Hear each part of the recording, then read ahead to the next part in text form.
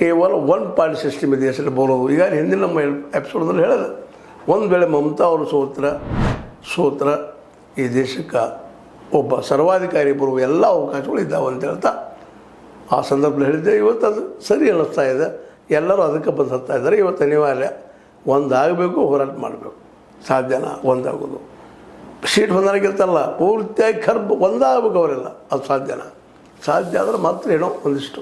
ಇಲ್ಲ ಅಂದರೆ 2029ರಲ್ಲೂ BJP ಅವರು ಸೋಲಿಸೋದು, ಅದರಲ್ಲೂ ಮೋದಿ ಶಾಲು ಸೋಲಿಸೋದು ಅಸಾಧ್ಯ ಅಂತ ಹೇಳ್ದ. ಇದು ನೀವು ಲೈಕ್ ಆಗಿರ್ಬೋದು. ಲೈಕ್ ಮಾಡಿ, ಶೇರ್ ಮಾಡಿ, ಕಮೆಂಟ್ ಮಾಡಿ, ಸಬ್ಸ್ಕ್ರೈಬ್ 60 ನ್ಯೂಸ್ ಅರ್ಥ ಸತ್ಯದ ಕೈಗಳಲ್ಲಿ ವಂದನೆಗಳು. ಆತ್ಮೀಯ ಸಾರ್ವಜನಿಕರಲ್ಲಿ H16 ಅರ್ಥಾತ್ ಸೀತಾರಾಮದಿಂದ ಒಂದು ಮನವಿ.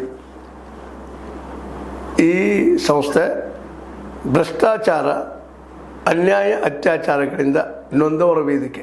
ಅನ್ಯಾಯಕೋರರ, ಭೂಗಳ್ಳರ, ನಶಾ ಸಾರಾಯಿ ಮಾಫಿಯಾಗಳ ವಿರುದ್ಧದ ಧ್ವನಿ. ರೈತರ, ಕೂಲಿಕಾರ, ಕಾರ್ಮಿಕರ, ಬಿದ್ದ ಸಮುದಾಯ ಜನರ ಧ್ವನಿ.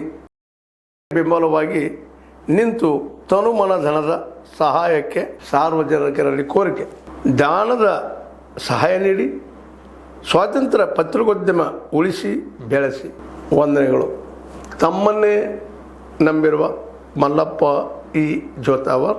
ಈ ಕೆಳಗಿನ QR ಸ್ಕ್ಯಾನ್ ಮಾಡಿ ಅಥವಾ ಈ ನಂಬರ್ ಅಂದರೆ 7411402405ಗೆ ಇಲ್ಲ 9686864852ಗೆ ನೀವು ಫೋನ್ಪೇ ಮಾಡಿ, Paytm ಮಾಡಿ ಅಥವಾ ಇನ್ನಾವುದೇ ಮಾಧ್ಯಮದಿಂದ ಗೂಗಲ್ ಮೂಲಕ ಸಹಾಯ ಮಾಡಿ ಈ ಪ್ರಾಮಾಣಿಕ ಪತ್ರಿಕೋದ್ಯಮವನ್ನು ಉಳಿಸಿ ಅಂತ ಮತ್ತೊಮ್ಮೆ ಮನವಿ.